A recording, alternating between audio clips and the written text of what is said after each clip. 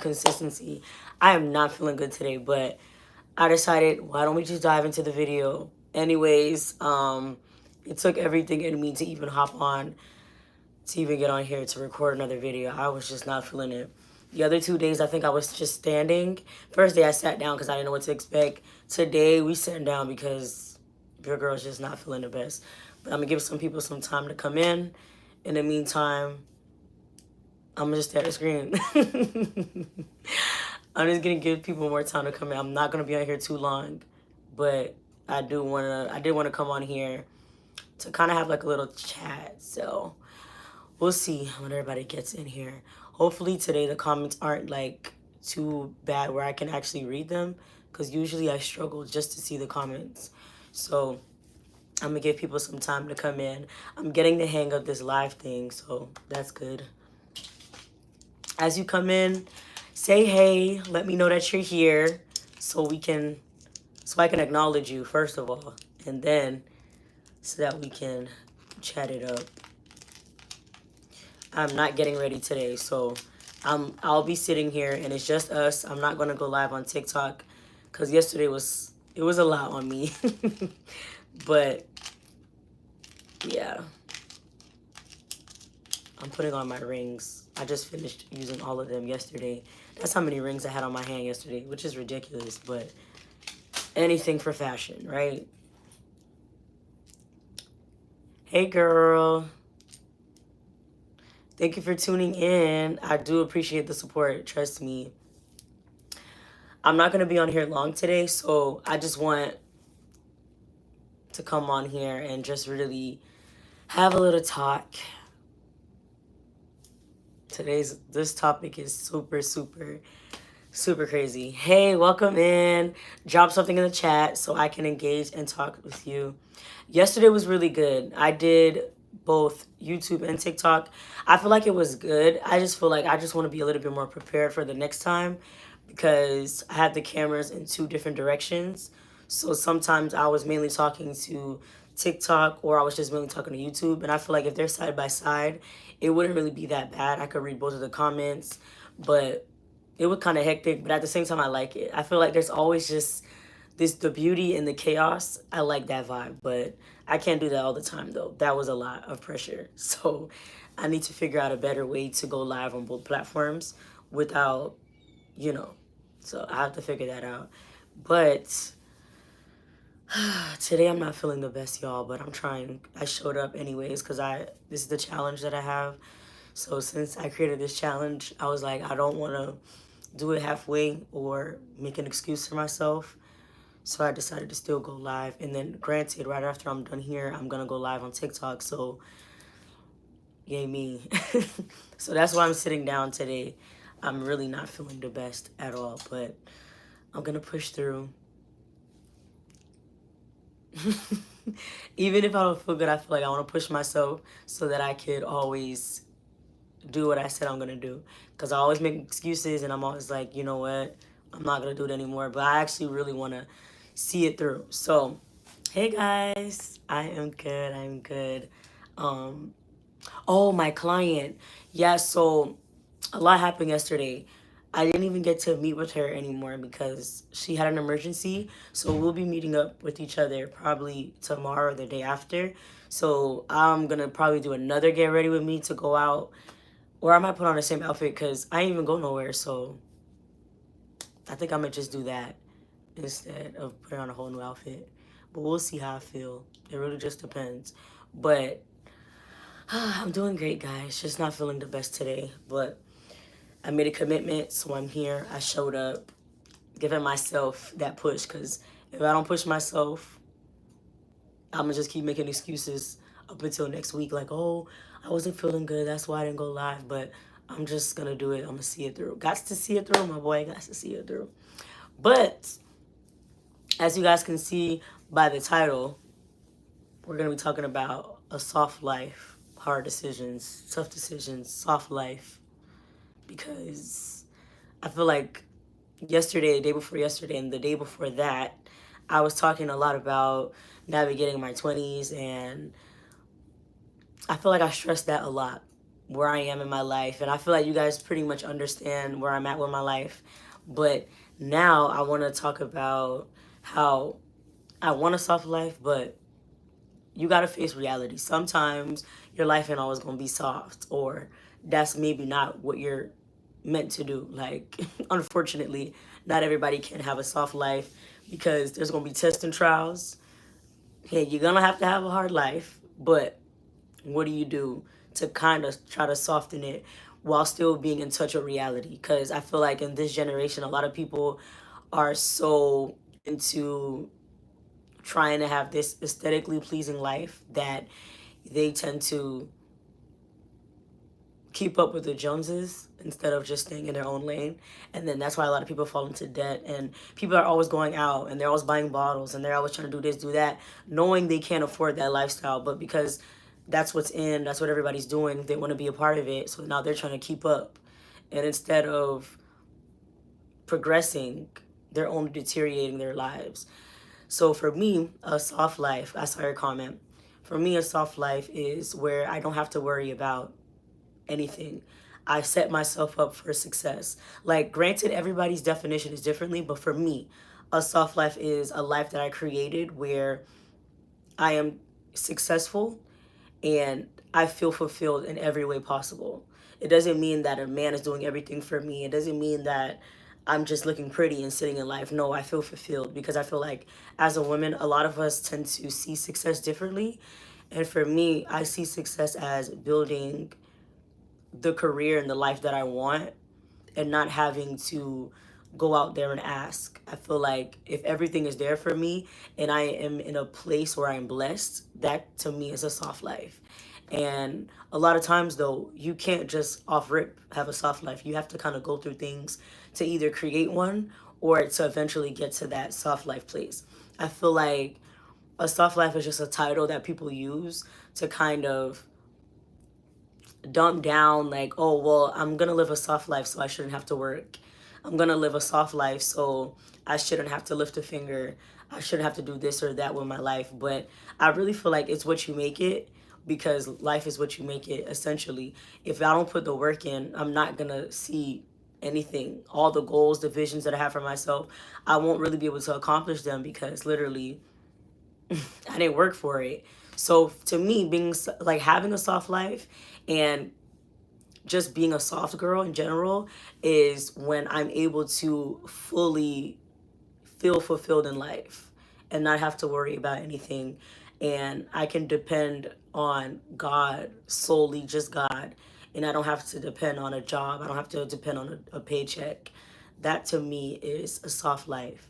And navigating that through life and figuring out like exactly what I want to do, how I want to go about that, it's really just up to your mindset. Like I was saying yesterday, if you don't really want the change for yourself and if you're not putting yourself in a position to be better, then you would never see better for yourself. You would never accept better for yourself. I've had friends and people in my life that they've always said, by this age, they set goals and they're like, by this age, this is where I want to be. By this age, this is where I want to be. And they get to those ages and they're like, I didn't accomplish anything that I said I wanted to do. And then I had to ask them, well, what were the steps? What did you do to even set yourself up to even get to that point? And they'll tell me like, oh, well, I wasn't even able to fully accomplish anything because I had a lot going on. And like I was saying yesterday as well, I don't want to keep having the excuse of I didn't have this opportunity or this is going on in my life, so I can't do this. I feel like despite what's going on in your life, if you really want to do something, you're going to make it work. Like I was saying, I've never been a mom, I've never been a parent, but with people that have kids, you know, a lot of them, they don't have the time or the resources, but there's other people that have kids and if they did it, you get what I'm saying? Everybody's life is different. So it's kind of like if they can do it, you can too. Of course, life is different for everyone, but based on how you set your mind up to really accomplish it, that's really up to you. So for me, I am definitely being strategic with how I am planning my life, every step that I take thus far, because I know the goals that I have and what I want to accomplish. I can't accomplish them if I'm always making excuses. I can't accomplish them. I can't be a leader if I'm never able to acknowledge my fault and hold myself accountable. So it's kind of like, if I want this, I need to hold myself accountable. There's times where I am lazy. There's times where I may not be the best friend or the best daughter. There's times where I may not be the best sister. But what am I going to do about that? Am I going to continue to say, well, I'm not the best person because this happened to me? I had trauma. Everybody has trauma, but how do you navigate life with those traumas? Like, I feel like a lot of times we use things as crutches and excuses, and that's why we never. Sorry, I'm reading the the comments. But yeah, so definitely just putting myself in a position where I'm elevating, pretty much. For your comment, as far as like a man coming to my life and telling me I don't have to work, I wouldn't mind that. But again, even a Proverbs 31 woman, like we only read about like, oh, she's very feminine, she's very this, but she also worked. She also did a lot to make sure she had her own success as well. So I don't see myself just being a stay-at-home mom, just taking care of my kids. I'm sorry. Like I have to put in some type of work. I was also raised in the way where you have to work for what you want. So regardless of the position that I'm in life, even if I am at the place where I'm making millions, I would never sit at my house and be like, well, I have a whole company and I have employees that are doing everything for me. Nah, I'm gonna be that CEO that's gonna stand in the paint with my employees. Like I'm gonna be working alongside of them. Not to say I may do the same exact type of labor, but I do believe strongly in working for what you have. And even when you have it, how do you maintain it to keep it? If I stop working and I'm like, well, I have employees for that, and something goes wrong, and then I'm like, well, I'm the CEO, I shouldn't be doing that, then in the end, I'm not a true leader. I feel like a true leader and someone who is very successful is someone who knows how to work, sweat, and still put in the time for what they have and what they want to keep. I feel like that's really important. When you want something, like I said, you have to make sure you always are putting yourself in a position to keep it. Not just, oh, I want this, I'm gonna work hard to get it. Now, what are you gonna do to keep it?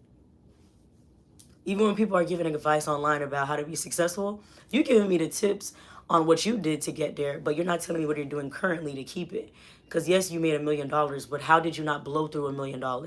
How did you keep the riches? How do you keep the money flowing in? Because now, if you told me how to make 1 million, you should tell me how to make 10,000 more, 10 million more. You see what I'm saying? That's my mindset in general. Hey, girl, that's my mindset in general. Like, I want to learn how to get to that success, but how do I keep that success? And if you are in a place where all you're worried about is, I want to get to that level, but you're not also worrying about now, when you get to that level, what are you going to do to maintain it? You already failed. You don't really have a plan. Everybody just plans in a way where they're just like, well, I'm going to see when the success comes. But when it comes, what you're going to do? Yeah, I definitely don't want to be somebody that's just. I wouldn't call people that stay at home lazy. That's not what I'm saying because they still have a lot on their plate.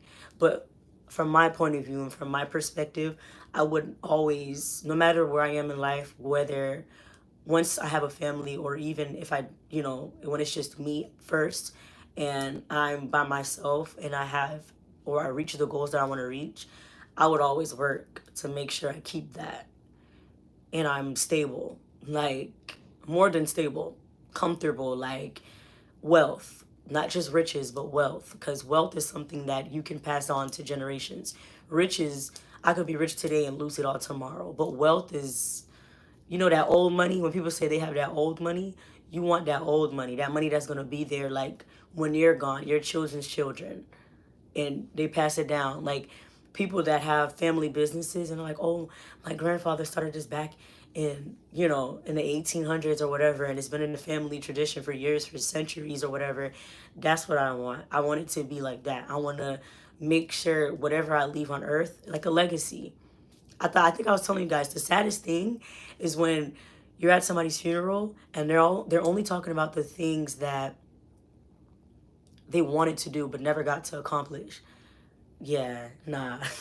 When I think about my death or when I think about when I'm no longer here, I want everybody to celebrate my life, not be sad because I couldn't accomplish something. So now y'all doing a foundation in my name because I had all these big dreams and I didn't do nothing with them.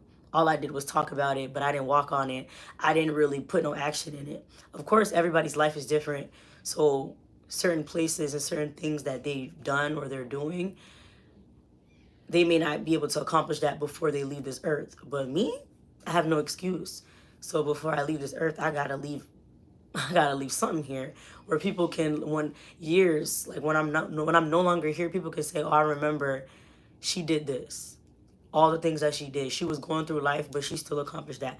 So to me, a soft life in a sense is just when you are, not only when you reach that point, but when you're no longer worried about what are you gonna do tomorrow.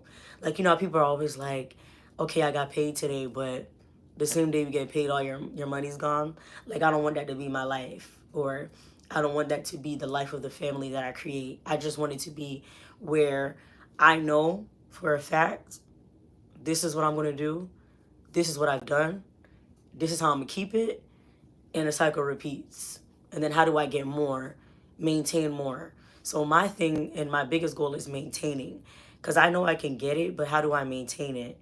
And that's T. That's the real soft life. Like, how do I maintain this life? Like, how do I keep up with the riches, the wealth, all of that that's coming in? How do I keep up with that, and how do I build on that to create more? So that's a little bit in my brain, and I'm so surprised that a lot of people don't think that way, where they want more for themselves, because it's a very hard reality that we live in. This world, this generation, everybody wants everything handed to them. And then the second that it's not easy to get it, everybody's crying, everybody's sad, everybody's depressed, everybody's like, well, I wish I could have the same thing that person had, not knowing what that person did to get it to begin with. And we all live in a world that's very spiritual. People do crazy things for riches. People do crazy things for success. People do crazy things to make sure that their name is mentioned, to make sure that we know about them. And I don't want to be that person that does something crazy to get where I want to get. That's why I got God.